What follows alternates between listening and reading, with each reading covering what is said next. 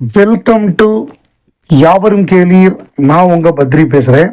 அனைவருக்கும் இனிய பொங்கல் திருநாள் வாழ்த்துகள். ஸோ தை பிறந்தால் வழி பிறக்கும் அப்படின்னு சொல்லுவாங்க. அந்த மாதிரியாக நமக்கு வந்து KH-237 அந்த திரைப்படமும் அப்புறம் கல்கி 2898 AD Part 2 இந்த 2 படமும் ஆரம்பிக்கணும் அப்படிங்கிறது தான் நம்முடைய விருப்பம். அந்த புது வருஷம் கூட இது 2026 புது வருஷம். பிப்ரவரி மாதம் 2 படப்பிடிப்பும் நடக்கும் அப்படிங்கிறாங்க சைமல்டேனியஸாக. அது எப்படி பண்ண போகிறாங்கன்னு தெரில. ஒரு இதில் ப்ராஸ்தட்டிக் மேக்கப் போட்டு நடிக்கணும். ப்ராஸ்தட்டிக் மேக்கப் போடணுன்னா மீசையெல்லாம் இருக்கக்கூடாது. மீசை தாடியெல்லாம் இல்லாமல் க்ளீன் ஷேவாக இருந்தால் தான் அதை பண்ண முடியும். இந்த பக்கம் அது என்ன மாதிரி கேரக்டர், என்ன கெட்டப்பு அப்படின்லாம் அதை பற்றி நமக்கு சொல்லப்படலை. அது என்ன மாதிரி பண்ண போகிறாரு என்னங்கிறது தெரில. ஏன்னா ஏராளமான மலையாள டெக்னீஷியன்ஸு ஒன்றா உட்காந்து ஷியாம் புஷ்கரனில் ஆரம்பித்து எல்லா மியூசிக் டைரக்டர்லேருந்து கேமராமேன்லேருந்து எல்லோரும் மலையாளிஸு அவங்கெல்லாம் சேர்ந்து ஒன்றை குக் பண்ணிக்கிட்டு இருக்காங்க. என்னங்கிறது முறையான அறிவிப்பு வரும்பொழுது, ஒருவேளை இன்னைக்கு அறிவிப்பு வரலாம், பொங்கல் திருநாளில் அறிவிப்பு வரலாம். நமக்கு ஒரு சர்ப்ரைஸாக பார்ப்போம். வந்ததுன்னா ரொம்ப மகிழ்ச்சி. மணிக்குட்டன் அவர் வந்து ஒரு மலையாளம் ஆக்டர். அவருடைய ஒரிஜினல் பேர் வந்து தாமஸ் ஜேம்ஸ். இவர் வந்து ஒரு மலையாளம் சீரியஸில் நடித்தார். அது பயங்கர பாப்புலர் ஆச்சு. அதுக்கப்புறம் பிக் பாஸ் சீசன் 3ல் வந்தார். ஸோ இவர் வந்து உலகநாயகன் கமலஹாசன் வந்து ஒரு முறை இவர் சந்திக்கும் பொழுது இவருக்கு ஒரு அட்வைஸ் பண்ணியிருக்காரு. என்னென்னா அதை இப்போயும் ஃபாலோ பண்ணுறாராம். உங்களுக்கு வந்து ஒரு பென்ஸ் கார் வாங்குற அளவுக்கு வசதி இருக்குன்னா நீங்கள் பென்ஸ் கார் வாங்காதீங்க. நீங்கள் வந்து ஒரு சாதாரண கார் வாங்குங்க. உங்களுடைய ஃபைனான்ஷியல் ஸ்டெபிலிட்டியை வந்து நீங்கள் உறுதிப்படுத்திக்கிங்க. அதுதான் முக்கியம். ஆடம்பரத்தை விட அதுதான் முக்கியம் அப்படின்னு எனக்கு சொன்னார்.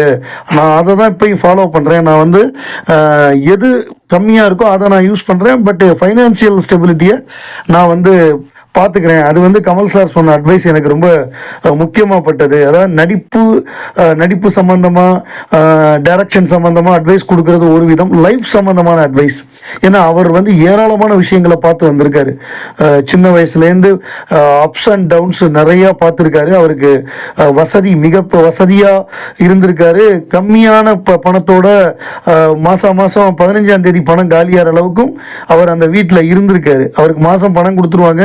அவர் சினிமாலாம் போய் 15 தேதியில் காலி பண்ணிடுவார். 16ஆம் தேதியிலேருந்து கஷ்டப்பட்டிருக்கேங்கிறதெல்லாம் அவர் தன்னுடைய அனுபவத்தில் சொல்லியிருக்காரு. அதனால தான் ஃபைனான்ஷியல் ஸ்டெபிலிட்டி ரொம்ப முக்கியங்கிற அட்வைஸை வந்து நம்ம பட்ட கஷ்டத்தை மற்றவங்க படக்கூடாது அப்படிங்கிற ஒரு நல்ல விஸ்டமை வந்து அவர் சொல்கிறாரு. அது வந்து ரொம்ப அருமையான ஒரு யோசனை. பொங்கலுக்கு பராசக்தி ஒரு படம் தான் இருக்கும் அப்படிங்கிற மாதிரி நிலைமை வந்தது. ஏன்னா ஜனநாயகன் சென்சார் பிரச்சனையில் மாட்டிக்கிட்டு இருக்கு. அது எப்போ வருங்கிறது தெரியாது. ஸோ டக்குன்னு என்ன பண்ணிட்டாங்கன்னா, வாவாத்தியார் படம் வந்து நேற்று ரிலீஸ் ஆகிடுச்சு. அவங்க ஃபைனான்ஷியல் பிரச்சனையெல்லாம் சால்வ் பண்ணி நேற்றுக்கு படத்தை ரிலீஸ் பண்ணிட்டாங்க. அப்புறம் தம்பி தலைவர் தலைமையில் அப்படிங்கிற படம் TTT 3T அது வந்து ஜீவா நடிக்கிறாரு. அதான் மலையாளத்தில் ஃபேமிலி அப்படின்னு ஒரு படம். அதை ஃபேமிலின்னு போட மாட்டாங்க. அந்த குடும்பத்தில் குழப்பம் இருக்கிறதுனால டைட்டில் வந்து ஃபேலிமி அப்படின்னு போட்டிருப்பாங்க. FALIMOன்னு போட்டிருப்பாங்க. அந்த டேரக்டர் தான் இந்த படத்தை டைரக்ட் பண்ணியிருக்காரு. இந்த பொங்கலை பொறுத்தவரைய அந்த ஜீவா நடித்த படம் தான் பெஸ்ட்டு படம் அப்படின்னு சொல்கிறாங்க. அவ்வளோ காமெடி சூப்பராக இருக்கான். எப்படி பாசில் ஜோசப் மலையாளத்தில் ஒரு கலக்கு வரும், அந்த மாதிரி ஒரு காமெடியாக வந்து படம் ஃபுல்லாக இருக்குது. அதை வந்து ஜீவா வந்து தாங்கி பிடிச்சிருக்காரு. படம் சூப்பராக இருக்குது. இந்த பொங்கல் வின்னர் அந்த படங்கிறாங்க. TTT தான் பொங்கல் வின்னருங்கிறாங்க. பெரிதும் எதிர்பார்க்கப்பட்ட வாவாத்தியார் அது வந்து அந்த ஸ்னீக் பீக்கெல்லாம் பார்க்குறப்ப கலக்க போகிறாங்க அப்படின்னு நம்ம பெருசாக எதிர்பார்த்தோம். ஆனால் அந்த படம் இன்னும் 25 நாள் ஷூட்டிங் போகணுன்னு கேட்டார் நலன் குமாரசாமி. ஏன்னா படம் 2 மணி நேரம் 5 நிமிஷம் தான். அதில் எனக்கு அந்த டைமிங்கை பார்க்குறப்பவே சம்திங் ஏதோ கம்மியாக இருக்கும் அப்படின்னு தோணுச்சு. அந்த படம் வந்து ஸ்க்ரீன் பிளேல சொதப்பிட்டார். ஐடியா நல்ல ஐடியா. அதாவது லகேரகோ முன்னாபாய் படம் பார்த்துருந்தீங்கன்னா தெரியும். அதில் வந்து சஞ்சய் தத்துக்கு கூடவே இவர் காந்திஜி வருவார், மகாத்மா காந்தி வருவார். அதுதான் லகேரகோ முன்னாபாயில் அந்த இதை யூஸ் பண்ணியிருப்பாங்க. இதை கிட்டத்தட்ட லகேரகோ எம்ஜிஆர் வருவார் அவரோட இதில். பட் ஆனால் அதை சரியாக எம்ஜிஆருடைய ஃபார்முலாவை கரெக்டாக யூஸ் பண்ணியிருந்தால் மிகப்பெரிய சூப்பர் ஹிட் அடிச்சிருக்கலாம். அதை வந்து சில காட்சிகள் அது வந்திருக்கு, பல காட்சிகள் அது வராமல் சொதப்பிட்டார். நலன் குமாரசாமி எப்பொழுதுமே இப்படி தான் அப்படிங்கிற மாதிரி ஒரு சொல்கிறாங்க. நீங்கள் பார்த்துட்டு சொல்லுங்கள் எந்த படம் நல்லா இருக்குது அப்படிங்கிறத. பொங்கல் திருநாளில் ஏராளமான வெற்றி படங்களை கொடுத்தவர் உலகநாயகன் கமலஹாசன். அவர் இயக்குனராகவும் அவரே கதை திரைக்கதை வசனம் இயக்கி அவரே கதாநாயகனாக நடித்து தயாரித்த படம் அப்படின்னா விருமாண்டி. ஸோ அந்த விருமாண்டி படம் அப்படிங்கிறது சண்டியர் அப்படின்னு ஆரம்பிக்கப்பட்ட படம். அந்த சண்டியர் ஆரம்பிக்கப்பட்ட பொழுது அது வந்து மதுரையில் மிகப்பெரிய ஒரு மாநாடு மாதிரியான ஒரு விழா, மிகப்பெரிய கூட்டம் அப்படி நடத்தி ஆரம்பிக்கப்பட்டது. ஸோ அப்போ வந்து இந்த சண்டியர்னு பேர் வைக்கக்கூடாது அப்படின்னு சொல்லி டைரக்டாக ஏடிஎம்கே தலையிடாமல் டாக்டர் கிருஷ்ணசாமி மூலமாக தலையிட்டு அந்த படத்தை வந்து பேரை மாற்ற வச்சாங்க. ப்ரெஷர் கொடுத்து அந்த படத்தை வந்து ரியல் லொக்கேஷனில் ஷூட் பண்ண விடாமல், கமலஹாசனால் சினிமாவில் முடியாது எதுவுமே கிடையாது, அவர் கேம்பா கோலால் கிராமத்தையே உருவாக்கிட்டார்.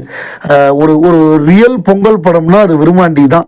ஒரு கிராமத்து படம், அதில் ஜல்லிக்கட்டு, மாடு பிடிக்கிறது, அந்த மாதிரியான விஷயங்கள் எல்லாம் வச்சு ஒரு பக்கா வில்லேஜ் படமாக அந்த படம் வந்தது. மிகப்பெரிய ஒரு ஓப்பனிங் அது விருமாண்டி. அந்த ஆடியோ லான்ச்சு, அதில் வந்து பாலச்சந்தர் பேசினது, கமலுக்கு ஸ்பீட் பிரேக்கர் வைக்கணும் அப்படின்னு பாலச்சந்தர் பேசினது, ஏதாவது ஏவிஎம் சரவணன், பாலச்சந்தர், கமலஹாசன் 3 பேர் தான் ஆடியோ லான்ச்சில்.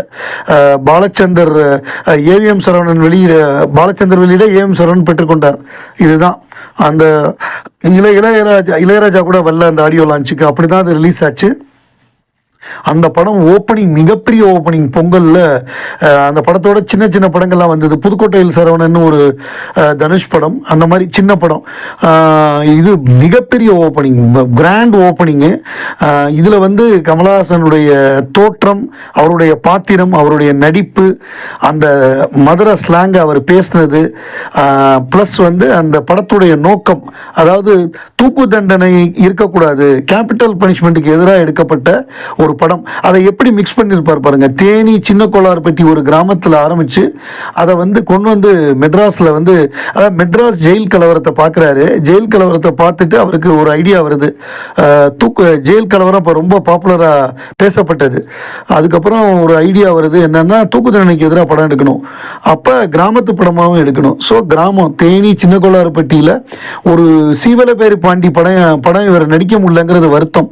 அந்த கதையை கூட விட சொன்னதுனால வேணான்ட்டாரு. சௌபா எழுதின கதை அது. ஜூனியர் விடல வார வாரம் வந்தது.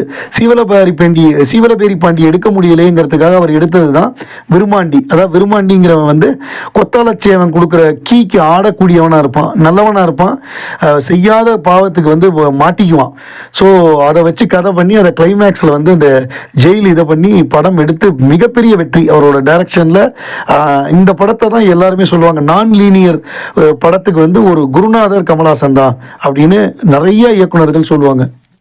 லோகேஷ் கனகராஜ் அழகாக தமிழ் படங்கள் எடுத்து பெரிய வெற்றி படங்களாக கொடுத்துக்கிட்டு இருந்தார்.